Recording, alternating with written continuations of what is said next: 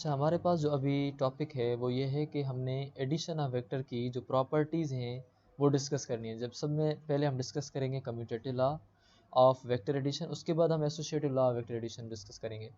तो हम पहले डिस्कस करने जा रहे हैं अपनी लैंग्वेज में और अपने हिसाब से, लेकिन बुक के टॉपिक के मुताबिक commutative law of vector addition. और ये जो सिलेबस है और इसके अंदर जो आगे आने वाले टॉपिक्स हैं वो बहुत इंटरेस्टिंग है। और ये सिलेबस इस दौर के हिसाब से और नौजवानों के हिसाब से, आज के हिसाब से बिल्कुल अच्छा सिलेबस आपके पास आया हुआ है। तो आप बहुत खुश नसीब हैं कि आप इसको पढ़ रहे हैं। तो अभी हम डिस्कस करने जा रहे हैं commutative law of vector addition. अब कम्यूटेटिव का मतलब ये होता है, पहले हम उसका थोड़ा ओवरव्यू समझ लें। अगर आप 2+3 करें तो आपका जवाब क्या आएगा? 5। अगर मैं 3+2 करूं और मैं तरतीब चेंज कर रहा हूं, पहले मैंने 2 लिखा था, अभी मैं पहले 3 लिख रहा हूं, 3+2 करूं तो फिर भी जवाब 5 आ रहा है। अगर तरतीब चेंज करने से जवाब पर कोई असर ना पड़े तो फिर हम कहेंगे कि वो चीज़ कम्यूटेटिव लॉ को सेटिस्फाई कर रही है। तो हम इसी वजह से कहेंगे कि जब 2+3 बराबर हों 3+2 के, तो हम कहेंगे कि ये जो है आपका commutative law of addition of numbers है। ये एडिशन ऑफ नंबर्स जो हैं वो कम्यूटेटिव लॉ को सेटिस्फाई कर रहे हैं। लेकिन अभी हमने जो चीज़ पढ़नी है वो वेक्टर एडिशन है। क्या अगर हम इस तरह ऐड करें तो वो कम्यूटेटिव लॉ को सेटिस्फाई कर रहे हैं या नहीं? अब एक और एग्जांपल भी हम लें। मिसाल के तौर पर मैं 3 को ऐड करता हूँ 5 के साथ, जवाब कितना आएगा? अगर मैं 5 को ऐड करूँ 3 के साथ, 3 को 5 के साथ ऐड करता हूँ तो फिर भी 8 जवाब आता है। अगर 5 को 3 के साथ ऐड करता हूँ तो भी जो हमारा आंसर है वो 8 आता है।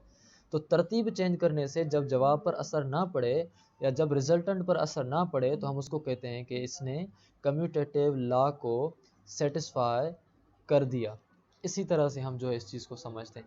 अब हम जो है वो commutative law of vector addition पढ़ने जा रहे हैं, जिसके अंदर फर्स्ट सपोज आपके पास जो वेक्टर है वो एक वेक्टर है, ये ए वेक्टर, जो बिल्कुल इस तरह जा रहा है। पहले हम अपना एक एग्जांपल लेते हैं, फिर उसके बाद हम उनका जो बुक वाला एग्जांपल है वो लेते हैं।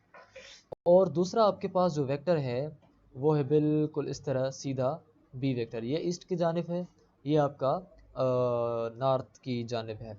अब आपके पास ये दो वेक्टर्स हैं। अब ये कम्यूटेटिव लॉ वेक्टर एडिशन ये कहता है कि अगर आप ए वेक्टर को ऐड करेंगे बी वेक्टर के साथ, या आप बी वेक्टर को ऐड करेंगे ए वेक्टर के साथ, दोनों सूरतों में जवाब आपका सेम आना चाहिए और सेम होगा। फॉर सपोज यहाँ हमें ये कहा गया है कि पहले ए लिखें, ए के ऊपर बी लिखें। अब ए वेक्टर आपका जो ग्रीन वाला है, हमने ये ए वेक्टर ड्रा किया और इस ए वेक्टर के ऊपर हमने बी वेक्टर ड्रा किया, क्योंकि ए हमारा हो गया।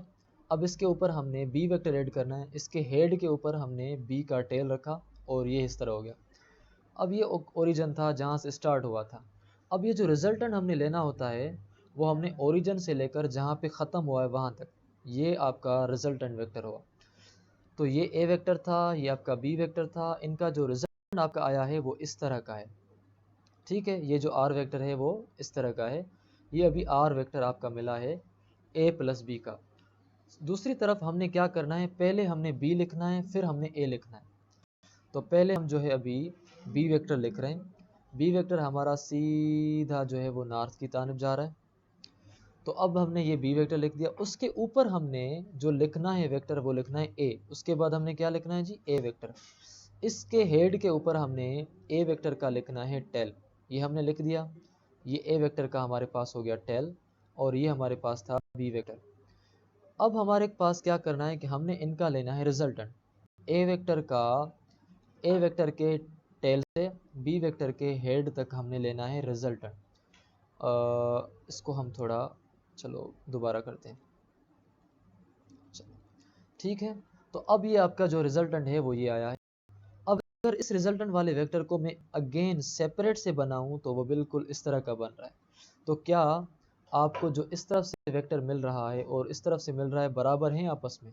तो हम कहेंगे कि अगर हम तरतीब चेंज कर रहे हैं फिर भी इस तरफ का जो रिजल्टेंट है और इस तरफ का जो रिजल्टेंट है दोनों बराबर हैं। इसका मतलब ये हुआ कि कम्यूटेटिव लॉ को वेक्टर एडिशन सेटिस्फाई कर रही है। मतलब अगर हम ए को वेक्टर को बी के साथ ऐड करें या बी वेक्टर को हम ए के साथ ऐड करें, तो दोनों सूरतों में जो हमारा जवाब है वो सेम आ रहा है। ए के साथ बी को हमने ऐड किया, यहाँ हमने बी के साथ ए को ऐड किया, दोनों सूरतों में जो हमें रिजल्टेंट मिला वो सेम है। इसी वजह से हम कहेंगे कि वेक्टर एडिशन जो है satisfy the vector addition satisfies the commutative law या कम्यूटेटिव प्रॉपर्टी, वो कम्यूटेटिव लॉ को या कम्यूटेटिव प्रॉपर्टी को सेटिस्फाई कर रही है। तो इसी वजह से हम ये चीज़ लिख रहे हैं कि रिजल्टेंट जो होगा ए प्लस बी का, वो सेम रिजल्टेंट आपका बी प्लस ए का भी आएगा। मतलब दोनों सूरतों में वो बराबर होंगे। यानी ये जो चीज़ हमने कही कि a plus b is equal to b plus a, ये वेक्टर एडिशन कम्यूटेटिव प्रॉपर्टी और ये सेटिस्फाई हो गई। हम जाने associative law of vector addition को ऐड करने के associative law of vector addition किस तरह काम करता है, लेकिन वो हम दूसरे वीडियो के अंदर डिस्कस करने जा रहे हैं।